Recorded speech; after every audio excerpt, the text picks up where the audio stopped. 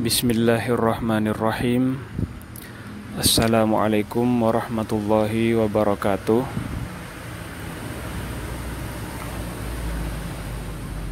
Dalam kesempatan ini saya akan menyampaikan kepada teman-teman semua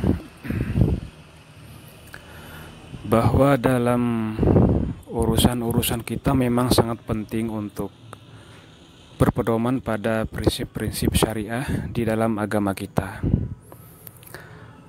Salah satunya di bidang atau tata cara kepemilikan properti. Misalnya kita ingin membeli rumah atau kita ingin membeli tanah.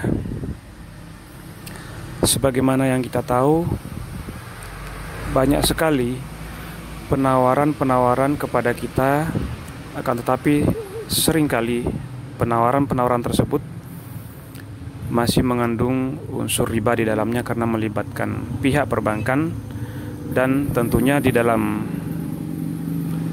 sistem perbankan terdapat bunga atau riba. Nah, berikut ini akan coba saya share sebuah video presentasi sebetulnya, tetapi di dalamnya terdapat penjelasan tentang bagaimana kita bisa memiliki properti tanpa riba, tanpa harus terkena riba, yaitu dengan properti syariah. Dalam hal ini disampaikan oleh seorang teman saya, Bapak Chandra, dalam presentasi beliau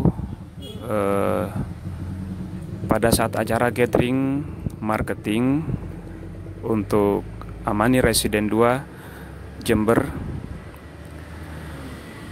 Bagus sekali penyampaian beliau tentang beberapa hal, termasuk pengalaman beliau, bagaimana beliau bertekad untuk memiliki properti atau memiliki rumah tanpa harus terlibat dengan riba, dan alhamdulillah itu dapat tercapai, dikabulkan oleh Allah.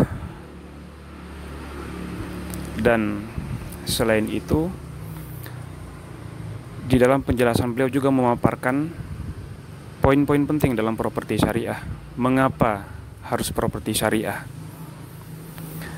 Nah, tanpa panjang lebar lagi, mari sama-sama kita simak video berikut ini. Dari saya itu saja. Assalamualaikum warahmatullahi wabarakatuh. Properti syariah, yang pertama, kami tidak menggunakan wasilah KPR bank. Jadi bagi para pembeli yang ingin memiliki produk, yang ingin membeli produk di tempat kami, maka tidak perlu melalui perantara bank. Cukup transaksi dilakukan hanya antara penjual dan pembeli saja. Jadi tidak perlu menggunakan KPR bank. Mas, kalau seandainya saya nggak KPR bank, apa saya nanti mampu Saya khawatir misalkan dan sebagainya.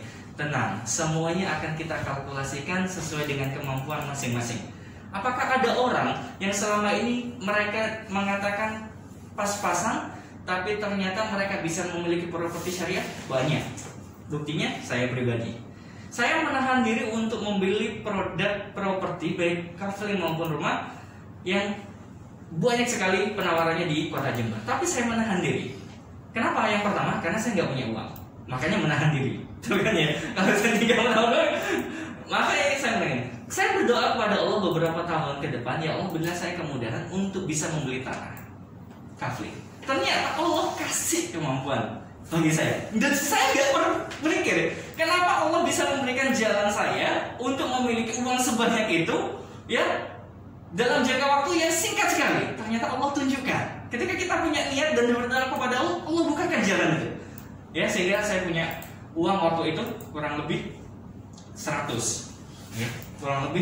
juta dalam jangka waktu kurang dari 1 tahun. Saya nggak tahu dari mana uang itu. Saya nggak dapat warisan. Saya nggak jual apa-apa. Tapi ternyata ada orang yang menawari saya pekerjaan. Pak Chandra, ada tawaran pekerjaan untuk pergi ke luar kota. dengan gaji sekecil-kecil. Karena saya butuh kemampuan Pak Chandra. Dalam apa? Dalam public speaking untuk kita kolaborasikan dengan bidang pendidikan. Saya mewaham, saya akhirnya terbang ke Aceh dan ke Sumatera Utara. Setelah pulang dari Aceh dan Sumatera Utara, ternyata benar Allah memberikan jalan kemudahan dan jalan logika kita yang bisa jadi kita nggak kepikiran seperti itu. Ternyata alhamdulillah separuhnya saya gunakan untuk membeli tanah di Jember, properti syariah milik teman kami di sini. Jadi kalau seandainya niat dari kita itu sudah ada yang baik ya, dan kemudian kita berusaha keras, terus saja berusaha dengan yang baik, Allah pasti punya ngasih kesempatan kepada kita untuk mendapatkan rezeki dari jalan yang halal di situ. Sehingga tahun kemarin saya langsung beli tanah di. Loh, kok tanah nggak rumah? Tunggu dulu, saya doanya nanti ya. Bertahap dulu, tanah dulu. Saya pengen merealisasikan ikhtiar saya ini dengan bantuan Allah. Ternyata Allah ngasih, berarti saya naik level doanya. Milik apa? Rumah. Apakah saya nggak berdoa untuk memiliki? Sudah doa, tapi belum terkabulkan. Kenapa? Karena saya terus ikhtiar untuk berada di jalan yang benar, mencari rezeki yang halal. Pasti akan mudah sih. Termasuk tidak ada yang namanya nggak mungkin selama kita yakin bahwa kita bisa melakukan transaksi jual beli ya tentang di properti syariah yang ada di Jember ini. Kenapa? Karena transaksinya sangat mudah sekali. Ya sangat mudah sekali. Ketika saya melakukan transaksi jual beli itu cukup teman saya yang datang ke rumah, nggak usah kemana-mana. Teman saya yang datang ke rumah, semua berkas disiapkan ke rumah. Kemudian saya menyiapkan saksi, mereka menyiapkan saksi, tinggal tanda tangan, ya PIJB sementara, akad sementara, saya selesai, uangnya saya transfer, selesai, sah, gitu aja. Gak usah melibatkan bank dan sebagainya. Ternyata bisa kita melakukan transaksi properti saya. Apakah ada jaminan? Ada, karena tanda tangannya nanti di depan notaris. Jadi yang pertama kami tidak menggunakan KPR bank. Kemudian yang kedua, kenapa kok kita harus mengenalkan properti syariah? Karena properti syariah yang kami usung ini tidak menggunakan riba. Apa itu riba? Riba adalah nama lain dari bunga. Ya, bunga tidak selamanya indah dan manis, betul?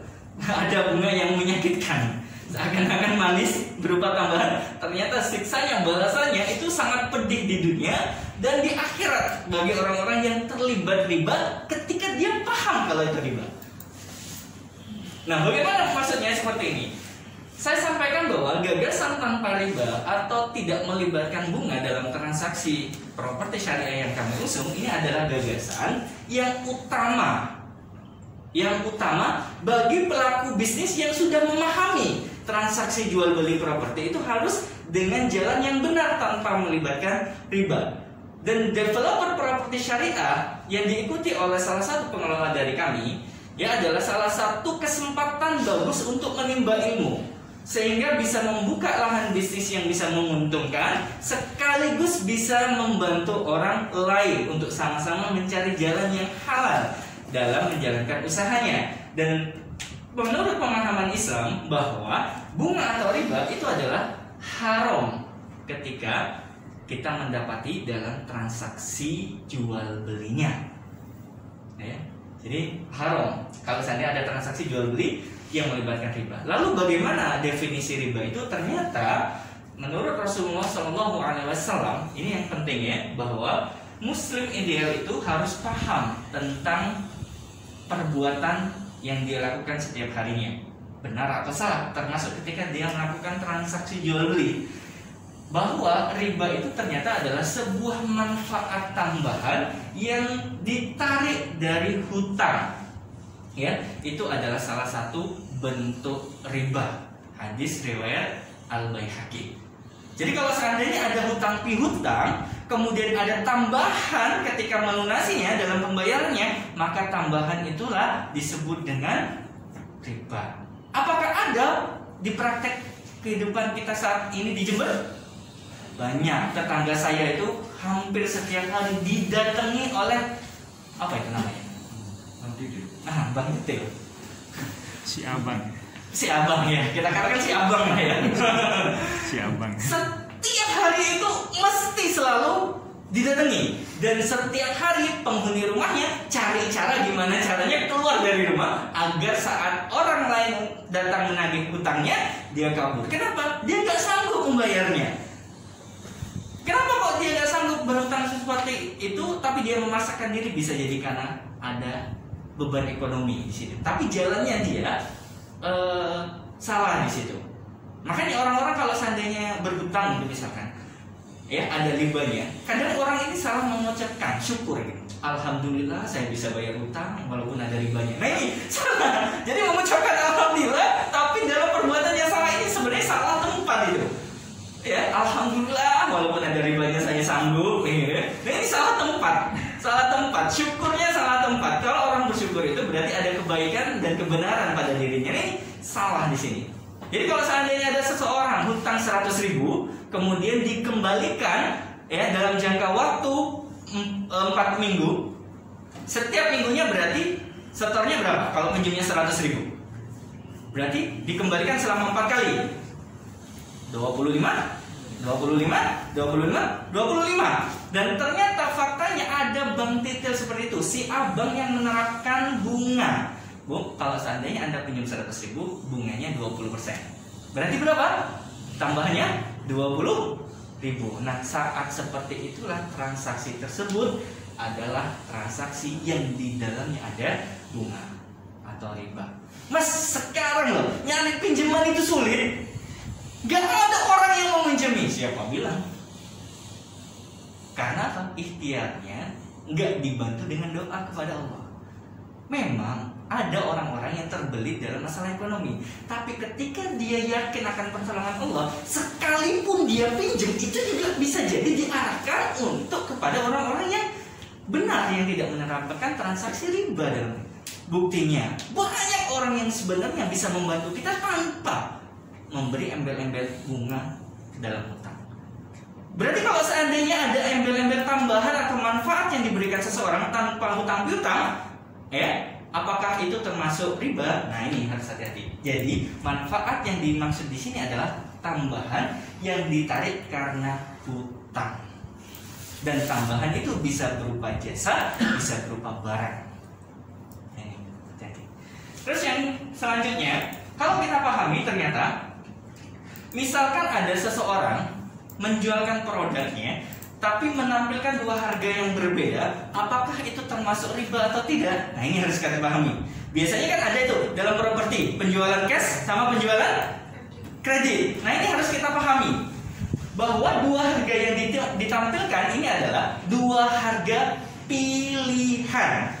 Jadi dua harga pilihan, bukan dua harga yang ditetapkan setelah terjadinya akad, tapi dua harga pilihan yang ditawarkan kepada pembeli. Pembeli itu pengennya apa? Mau cash atau kredit? Ya, kalau seandainya kita lihat ternyata ada sebuah riwayat yang menyampaikan bahwa ternyata kita nggak boleh memasang harga pada satu barang itu dengan dua harga yang berbeda. Ya, dua harga yang berbeda kalau seandainya sudah akad. Tapi kalau sebelum akad itu adalah pilihan harga namanya. Contoh misalkan ada si fulan jualan HP, ya kalau seandainya si fulan ini jualan HP, ya kemudian dia nampilkan dalam historinya, dalam brosurnya, dalam penyampaiannya, kalau Anda beli cash 3 juta, kalau Anda beli kredit 3,5 juta, Anda pilih mana? Nah di sini Anda pilih mana? Misalkan dia pilih cash, berarti itu adalah satu harga yang dipilih, berarti 3 juta. Kalau Anda pilih kredit, mau berapa kali cicilan? Berarti 3,5 juta. Tapi Mas, bagaimana nanti kalau seandainya tiba-tiba kita kredit 1 tahun, suatu ketika ada rezeki pada pertengahan tahun kita sehingga ingin melunasinya, apakah pelunasan itu kembali ke harga cash? Enggak, tetap harga yang ditetapkan adalah harga yang dipilih dari awal itu tadi. Nah, kan ada tuh orang ya punya tanggungan 1 tahun, setelah cicil 6 bulan ternyata ada rezeki dia sehingga dia gunakan untuk melunasinya. Nah pelunasan itu apakah kembali ke cash? Enggak, karena dia nggak milih harga cash, tapi dia memilih harga kredit, maka dikembalikan kepada harga yang sudah ditetapkan di awal. Nah itu gambarannya di sini. Jadi Dua harga yang dimaksud di sini adalah dua pilihan harga. Ketika seseorang sudah setuju dengan pilihan option yang diberikan, maka itu bukan dua harga, tapi satu harga. Misalkan terjadi keterlambatan, bukan lagi percepatan, tapi keterlambatan 1 tahun, ternyata dia lebih 2 bulan. Apakah harganya akan bertambah menjadi 3,7 juta? Enggak, harganya tetap ini. Lalu bagaimana? Kita harus menunggu 2 bulan tambahan. Dibicarakan solusinya. Loh, kalau seandainya pembeli menetapkan tambahan, itulah namanya riba. Nah, di sini. Jadi ada manfaat dari hutang piutang. Nah, di sini.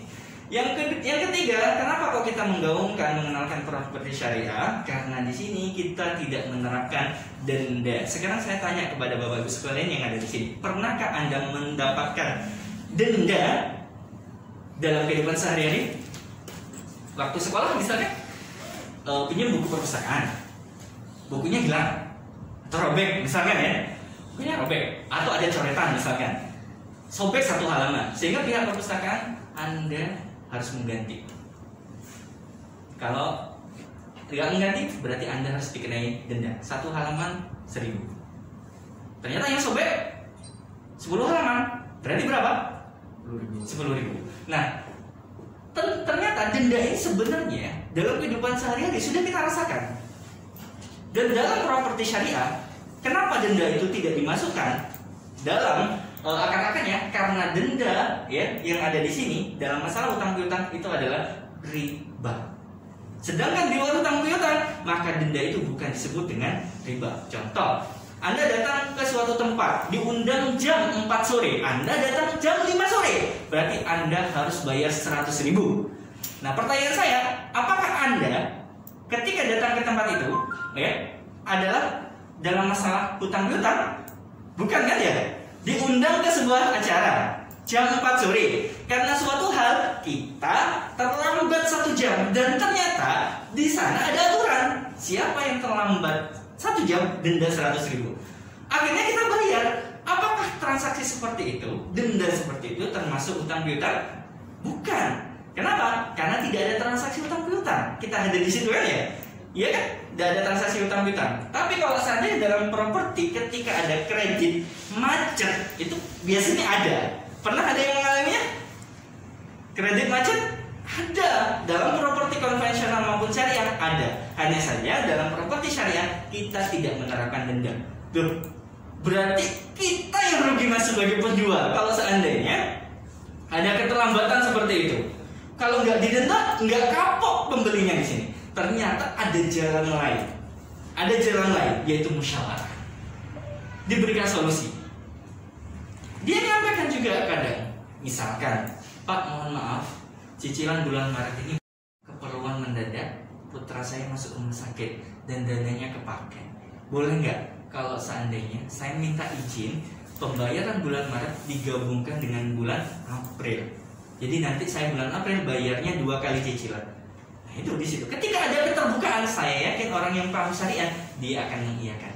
Baik Bu, mudah-mudahan bulan depan Ibu bisa menaikkannya 2 kali cicilan yang tertunda bulan Maretnya dan digabung dengan bulan April, dan kami doakan semoga putra Ibu juga cepat sembuh.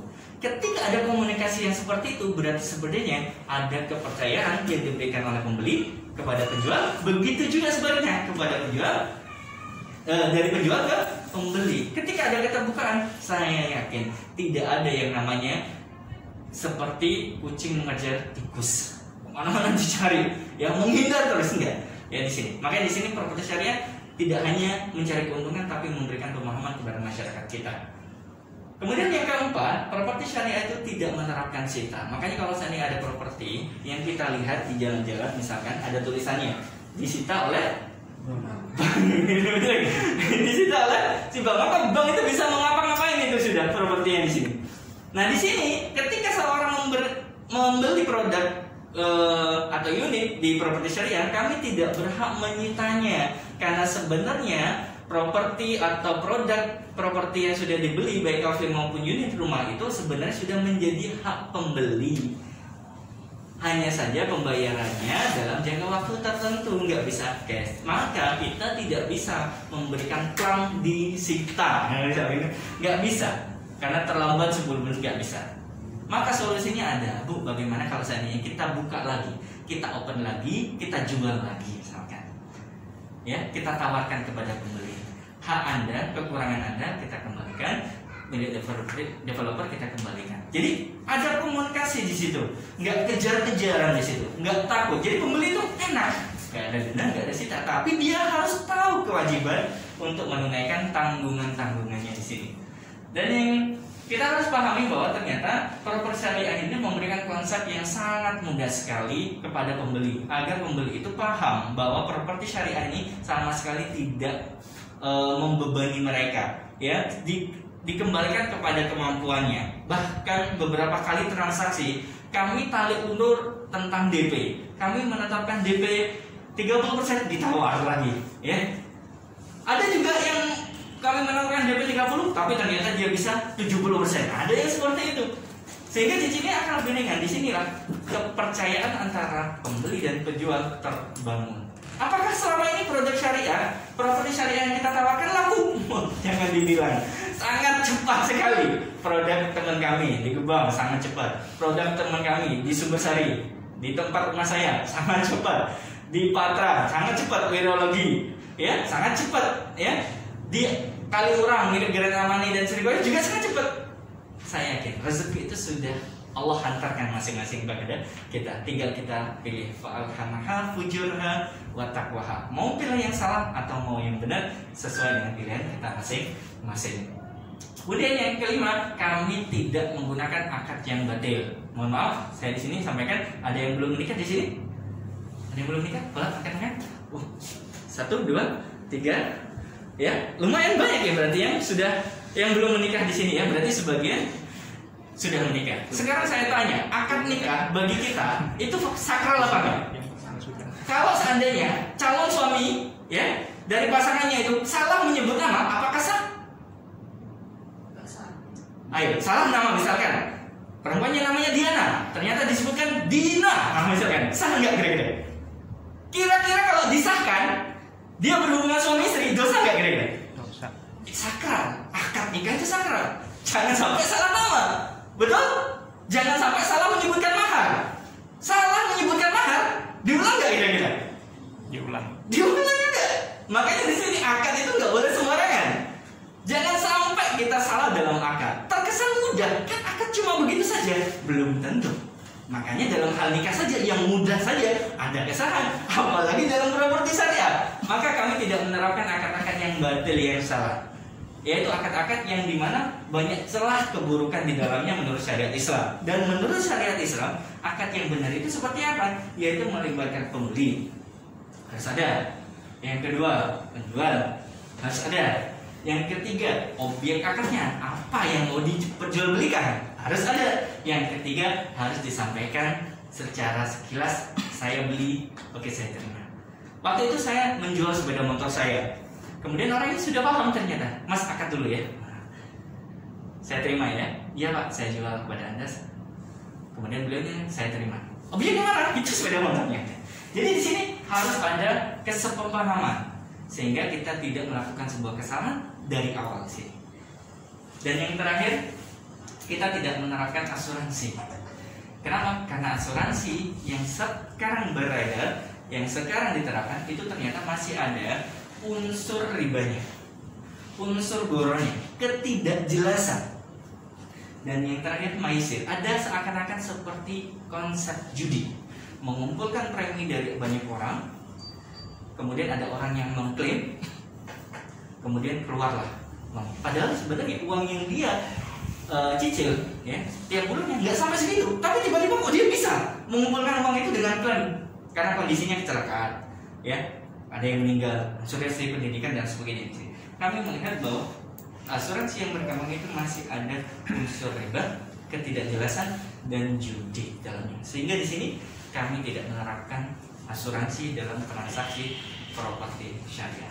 Ada satu lagi sebenarnya tanpa BI checking, tapi tidak perlu saya bahas di sini karena kalau sudah tanpa bab berarti nggak perlu di BI checking di sini. Jadi kita cukup melihat kesanggupan dari pihak pembeli jika ingin membeli unit di tempat kami. Sedikit menggambarkan bahwa ternyata pondasi dari sebuah bangunan itu lebih penting ketika ingin membangun. Sama ketika kita belajar, makanya al ilmu qabla amal. Pelajarilah ilmu itu sebelum Anda berbuat. Agar apa? Ketika perbuatan sudah dilakukan, Anda tidak terjerumus pada kesalahan.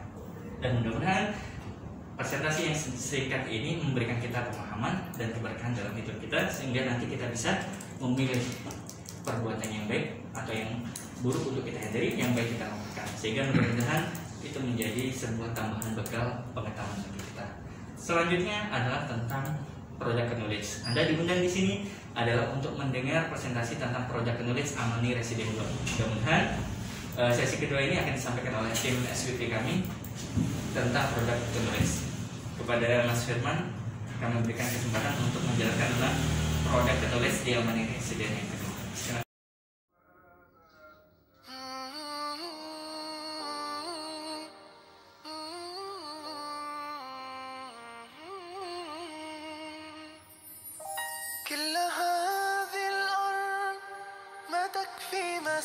Kunjungan Ustadz Rashid Aziz ini adalah dalam rangka untuk mencapai target 1 juta unit properti syariah di seluruh Indonesia, untuk memastikan proyek-proyek yang saat ini berada di daerah telah memenuhi syarat untuk program pencapaian tersebut. Insya Allah properti syariah semakin berjaya bersama DPS. Amin ya rabbal alamin.